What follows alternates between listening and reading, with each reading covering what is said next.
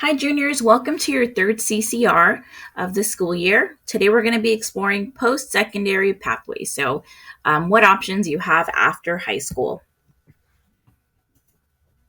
During today's CCR, you will learn why making a plan after high school is a good idea. Basically, what we've been working on in the past three CCRs.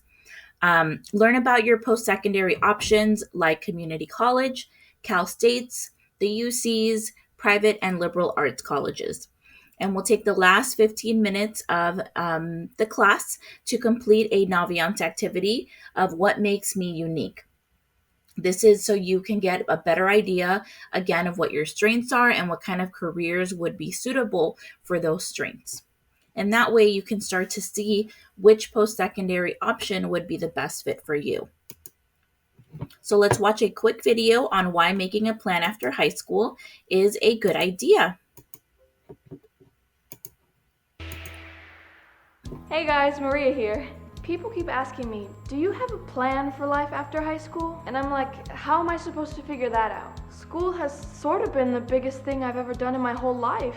For all that time, I haven't had to worry about what to do next. That's about to end. And I have to answer the question, what do I want to be when I grow up? When I was in the second grade, I wanted to be a princess and a doctor. The good news is, I can still do that. Well, maybe not the princess part, but the path to being a doctor is right here in front of you. You see, answering that first question is the first step in finding your career. And which one you choose can set you down very different paths. I want to be a doctor, which means 4 years of college and then medical school. But maybe you don't want to be a doctor, and a 2-year trade school would be better. Maybe joining the military is your jam, or you could get in on the ground floor of a profession right now. The point is, you have to have a plan.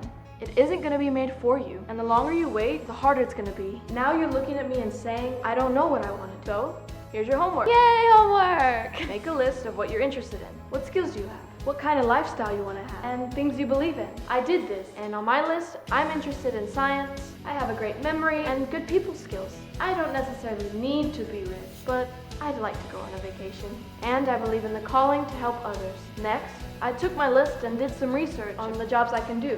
I eventually landed on doctor. It checks out on all of my boxes. Now, this all might sound a little scary, choosing a path for the rest of your life. But here's the thing, if you choose something that you end up not liking, you can always make another choice. You're not locked in forever. The important thing is, you need to start somewhere. Take that first step that will lead you to the next step. As always, if this has your head spinning, then go see your advanced academic counselor. They understand what you're going through and they want to help. Now get up and make a plan. So again, it's really good to have options. If you change your mind or if you're thinking of a career and you end up not liking it, it's good to have a plan A, a plan B, so you're prepared for the next steps.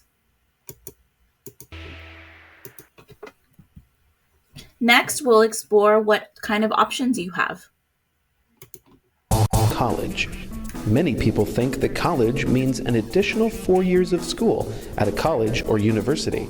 But what college really means is any education that you complete after high school that leads to the certificate, diploma, or degree that will unlock the possibility for your successful future.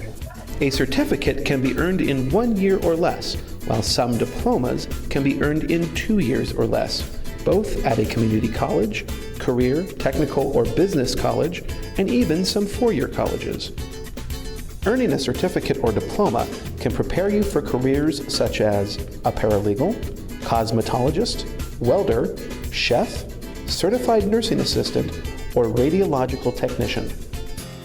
An associate's degree usually takes 2 years to complete at any community college and some career colleges or 4-year colleges. If you're looking for a career as a dental hygienist, administrative assistant, registered nurse, or veterinary technician, just to name a few, you'll need an associate's degree to make it possible. A bachelor's or undergraduate degree typically takes at least 4 years to complete at a 4-year college or university.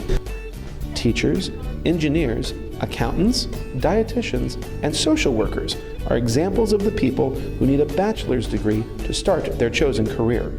After completing a bachelor's degree, many students move on to an advanced degree to study a specific career area. Some advanced degrees include master's degrees, doctoral degrees, or professional degrees. These programs can take several additional years, depending on the degree and the area of study.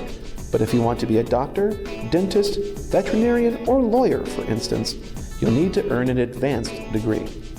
Apprenticeship programs are another way to continue your education after high school. These programs offer you the chance to work with a professional mentor and learn the skills needed to be an electrician, plumber, carpenter, or work in another skilled trade field.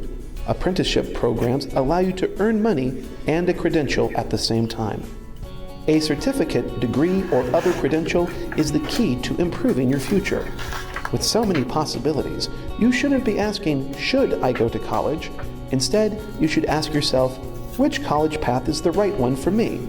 Because college is. So now that you know what your options are, we'll get a little bit more specific on how to find resources on those. So these slides are going to be available to you through your Schoology, to your teacher's Schoology. So you can always go and explore what options you have available. First, we're going to talk about community college. So community college is where you can earn either a certificate, an associate's degree, or transfer to a four-year university to continue earning a higher bachelor's degree.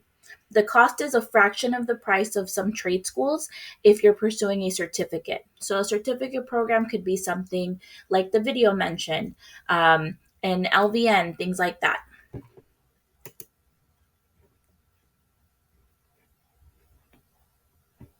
So for now, here is the link for the California Community Colleges.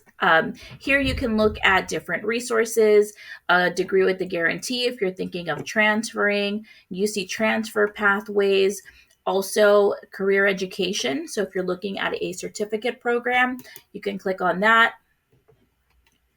continue, and it'll show you different career options, so different certificate programs that are available to you. You can search for it by the type of like music, art, or bio, and also by different community colleges. So if you are thinking of like Irvine Valley or Santa Ana, this is where you can do that research. Next, we'll go over Cal State's. So there are 23 campuses in the Cal State University system. They offer undergraduate education, which means a bachelor's degree, graduate education, and professional education. So you can get a doctorate in education only at a Cal State. They focus on training students to enter the job market upon graduation.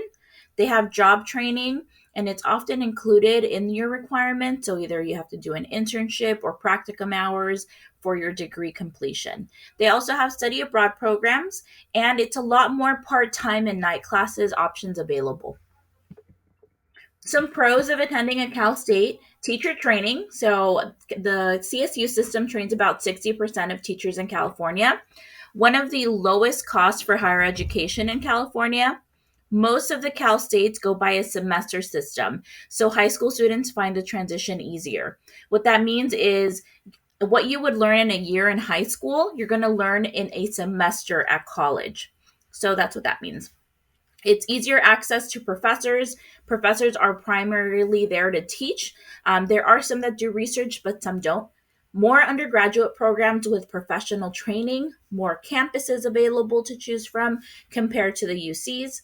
Very simple application. There is no essay required, and extensive academic support systems for students who qualify.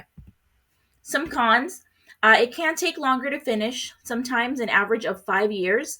Many campuses and programs are impacted, meaning that there's more people applying than there's spaces available for that major. Student life is not as strong as the UCs. That means that a lot of students might commute to campus instead of living there. Lower persistence rates compared to UCs. Persistent rate means the number of students who finish and complete the school year and or degree requirements. This is a statistic that you guys should be looking at and paying attention to when looking at possible schools to apply to. And then here is a link for the Cal States. So if you are interested in that, here are some resources for you. There's a video on the Cal State system, choosing a campus. If you're looking for a degree or a career, You can search for different Cal States that have that career. So you could do a degree search, impacted majors and campuses, or if you're interested in transferring, what that's going to look like for the future. Next, let's review the UC system, so University of California. So there's a total of 10 UC campuses, and 9 of those offer undergraduate programs. So undergraduate means a bachelor's degree. There's graduate education and professional degrees, including introduction for law, medical, dentistry, and veterinary degrees, as well as PhDs. They are designed as California State's primary research institution. They focus on preparing students for graduate education and professional education. They have a strong emphasis on developing research skills. Course content is mostly theoretical and analytical, and they provide internships and work abroad programs for certain majors. There's minimal professional training majors, for example, like nursing or computer graphics, things like that. UC pros. An average number of years for degree completion is about 4.2. They have a strong student life, meaning that most students do live on campus that freshman year. They have a better preparation for grad school and professional degrees. They are relatively low cost compared to private schools. All faculty are involved in research, so students can benefit from receiving cutting edge knowledge. They can participate in research with faculty as an undergrad, and some campuses have professional schools. For example, the School of Dentistry or Law, things like that. Some cons: not as much access to faculty, especially during the first 2 years. Not a lot of flexibility in scheduling. Most students are expected to attend full time during the day. Evening classes are rare for undergrad students. Almost all UC campuses and programs are impacted, again, meaning that they have a lot more applicants than seats available. And it is slightly a longer application where you will have to write about yourself. Most campuses use a quarter system. So, again, what you would learn in an entire year, a class in high school, you would learn in a quarter. So, it is a lot more fast paced. Academic student support systems are not as strong or extensive in the UCs. And here is the link for the UC website. Again, this is good to have so you know how to prepare for next year. Start exploring different campuses. What kind of majors do they offer? Things like that. Next, we'll go over what is the difference between private and liberal arts colleges compared to state schools. So if this is an option that you're thinking of, one big difference is school size, and it can vary. Some liberal arts colleges have 1,000 students there. Others have more than 20,000. So these are some stats of Harvard, Chapman, Caltech, USC, and Princeton, just to give you an idea of how large the student body is. Another difference is the application process. Most private school applications have multiple requirements, which can include a general application, an essay, supplemental questions. So some colleges will ask additional questions from you. Test scores. Some right now are requiring tests, others aren't. So it's really good to start doing your research so you know how to prepare for next year. And some of those colleges will require an interview, or it could be a voluntary or by invitation. Why do private colleges ask for so many things? Well, they look at a holistic review. So they want to get a whole picture of you. Do you have any special circumstances? Any unique gifts? Have you held a lot of jobs? Those are the materials that they have and they use so they can get a better picture of who you are and if you would be a good fit for them. Interest level: all college admissions departments want to get an accurate number of students attending and how interested they are in their school. High interest sometimes mean additional points on your application. So if a college rep comes to campus and it's somewhere where you want to apply, highly recommend that you attend that. Or if there's virtual workshops, go ahead and attend that and get more information. Financial aid. They might want to determine whether you qualify for merit based or scholarships. Each college defines merit a little bit differently. It could mean your GPA, test scores, caliber of your senior schedule, or any special talents. How do you choose which ones to apply to? Are you a good fit for the school? Do you look like their freshman profile? So the amount of students that are being admitted there, what are their GPAs, things like that. We kind of looked over that last CCR through Big Future. Think about the type of learning environment you want. Do you need more access and support to your teachers? Think about what your degree objectives are and the programs. Is it a bachelor's degree, a professional degree? Is it a certificate? Is it an associate's degree? That will also help you figure out what options are best for you. Visit if you can. Many universities now offer virtual tours. So if you're thinking of that, if you're thinking of community college, you can always take a drive there. They're local, and it's definitely worth the time to do that. Take advantage of virtual college visits that we have, as well as in person ones here with Miss Riggs and the ROP Center. It's all about finding the best fit for you. So for Naviance, you're going to work on what makes you unique. Take a minute to think about unique qualities and how they will shape your future career and relationships. You can make a list of these qualities if you would like. Finding the unique qualities you possess will help you begin your post-secondary journey. Again, it will tell you what your strengths are, what kind of careers would be suitable for you. Deepen your understanding of your personality and how it relates to possible careers and how it impacts relationships with others. So these are the instructions on how to log into Naviance. Again, your username is your TUSD email. Your password is GoTillers unless you have changed it. If you have difficulty or you forgot your password or it's not working, you can always email Mrs. Sam and she will reset your password. So you're going to go to your About Me, click on that. Next, you're going to click on Assessments. Then you're going to click on Do What You Are, and you're going to complete this 15-minute survey. Then you're going to click on Home, Careers and Clusters I'm Thinking About, and here you'll be able to research and explore some careers.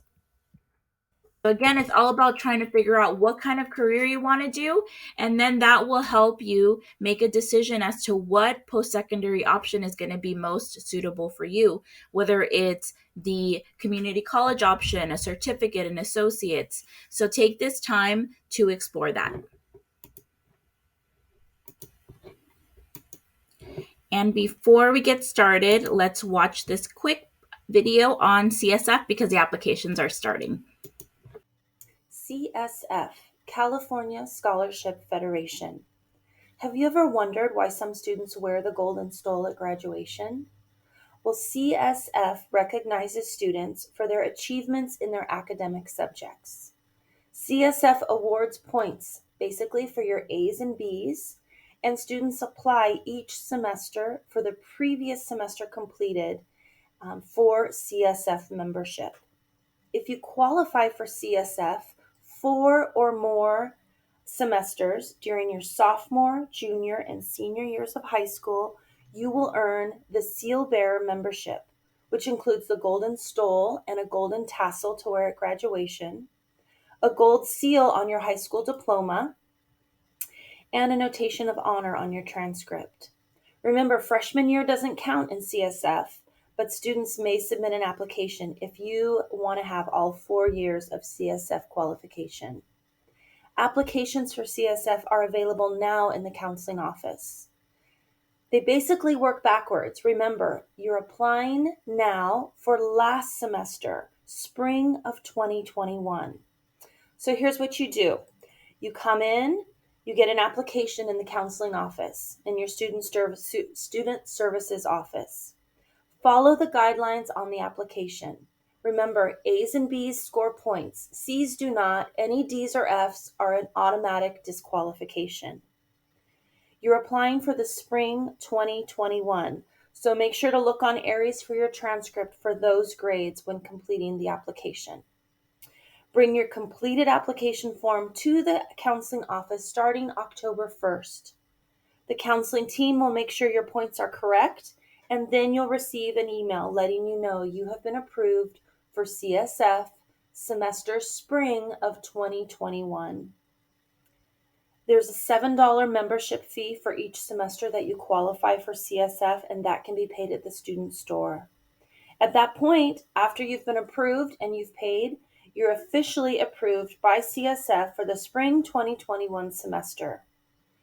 That's it. That's CSF. Applications are available now in the counseling office, and you can submit your application anytime during the month of October.